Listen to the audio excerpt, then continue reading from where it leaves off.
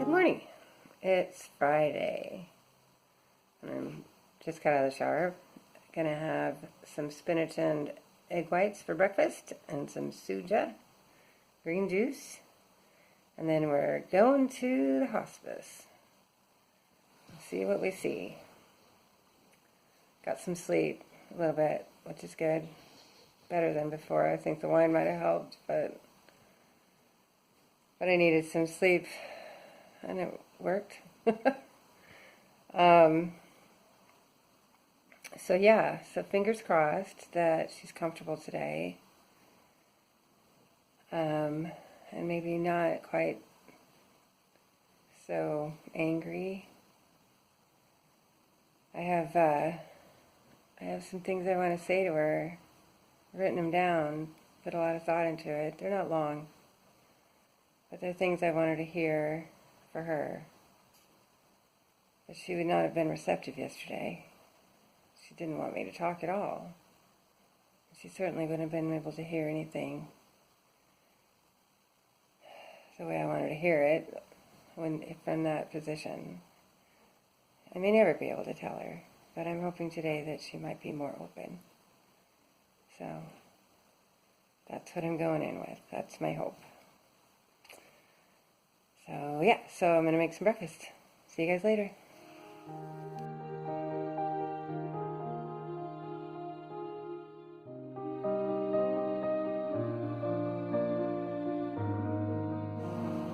Hi. It's about 10 o'clock on Friday night. We're home, and I'm outside the door on the porch because I don't want to bother my niece while I do this. We're still in hospice, and I wanted to share this thing. So we went in this morning. So yesterday was such a hard day for us emotionally. We didn't feel like we had any ability to connect with my sister on an emotional level at all yesterday. And it was really disheartening. So we had lots to talk about that last night and this morning. And what we did was, we knew she wasn't going to come home today because they hadn't met the milestones they needed to release her home yet. So we took a little more time this morning. We had our breakfast. I took a good shower, washed my hair, which sounds silly, but I've just been taking the fastest shower I could for a week. And I needed to wash my hair. And it felt good to just take care of myself for a minute. And we went to the store and got more green juice and just took care of ourselves for a little bit before we went into the hospice. When we got there, my sister, I mentioned, she doesn't want anyone to touch her, not us anyway.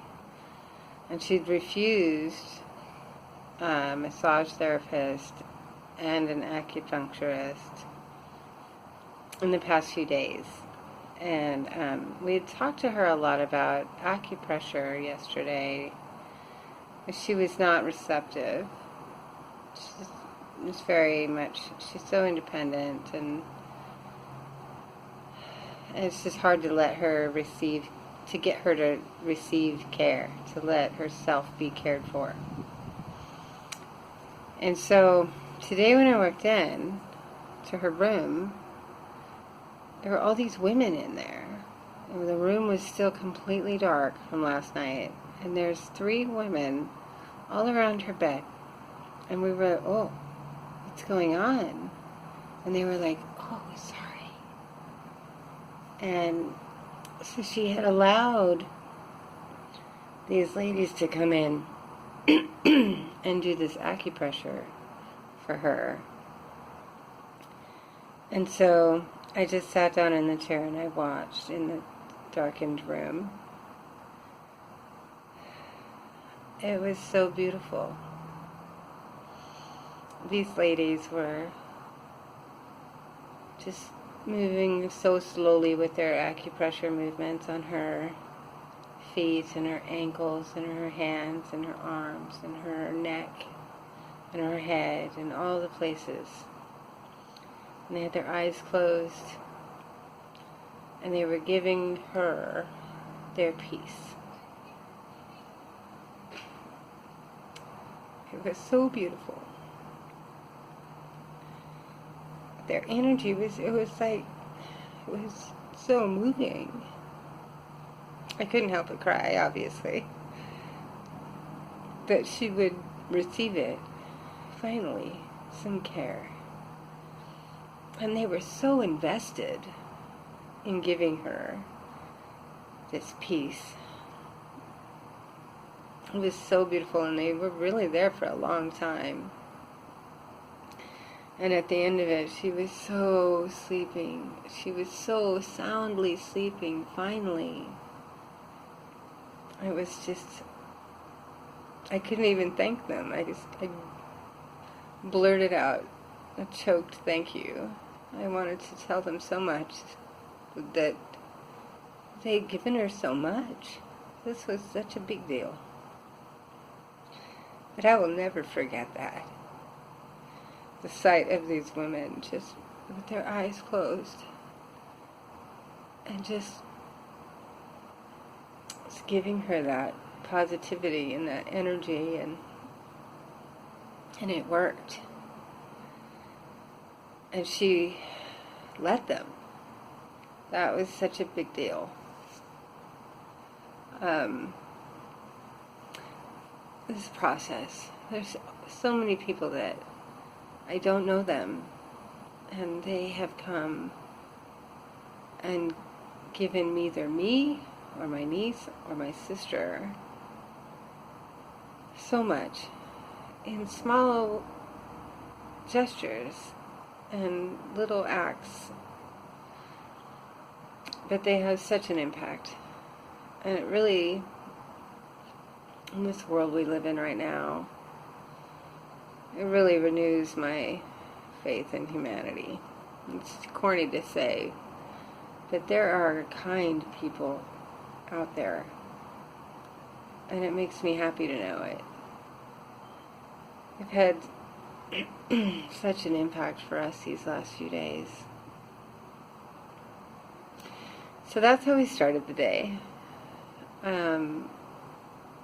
My sister wasn't vocal today. I don't know if she can form very many words without a lot of labor anymore.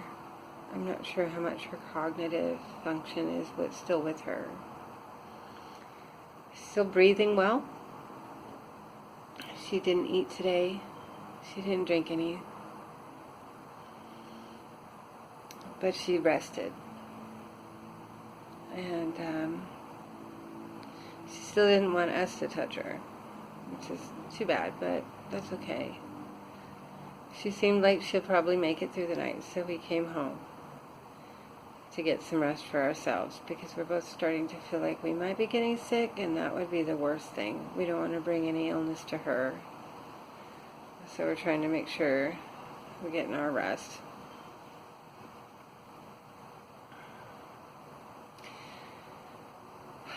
The chaplain was there, and the social worker was there, and our hospice nurse was there, all at various times in the day. And it's a lot, but people care about each other in this world, even if they don't know each other. And that feels good to know.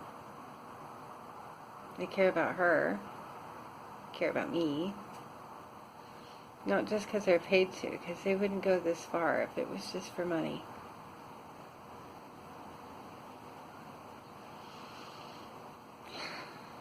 That feels good. It feels good to know that she's surrounded by those people, even if I'm not in the room. So, my food today was so not on book. So it started out good. I didn't have much suju juice left, so I had like a third of a cup. So I had my green juice, scrambled eggs with spinach and some zucchini because I had bought a zucchini and I needed to cook it, and that worked. That was a yummy addition to that little blend with the soy sauce and the pepper. I did buy another Suja green juice and drank it in the morning just to get my green juice quota for the day. Lunch was a slice of pizza. It was just one slice, but it's what was available at the hospice. They're all out of the Starbucks wraps. So I'm just was at their mercy a little bit for food. Dinner was a bagel with cream cheese. I didn't have anything. My belly is not happy with me for all those bread products. But it's okay. I did go to the store tonight and got some more green juice. I got some already made hard-boiled eggs, and I boiled some chicken so that hopefully I might be able to support myself a little bit more on quick food. Because when we started out at the hospice, I think my sister might have been the only patient or one of the only patients. And we were the only families eating on the food that they provide. But we've gotten a number of other patients and some very large families. And so I can't depend on the hospice to feed me if I want to be a good eater. So anyway, I'm going to go to bed. I had a glass of wine, the same pattern as last night, to try to get some sleep. It worked. I got some sleep last night.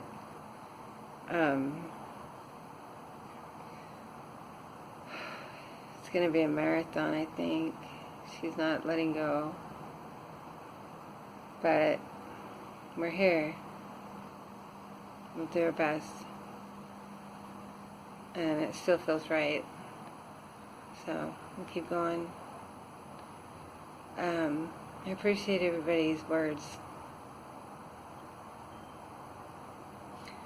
I like that I don't feel alone.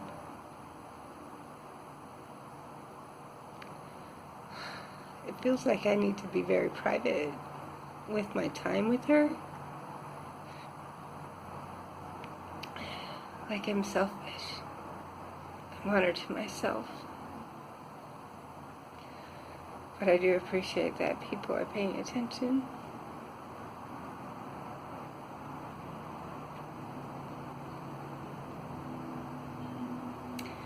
I just hope that soon that she won't be tortured so much. It's hard. I'm sure you could guess that. So, I'm going to go to bed and do it again tomorrow. My poor sister.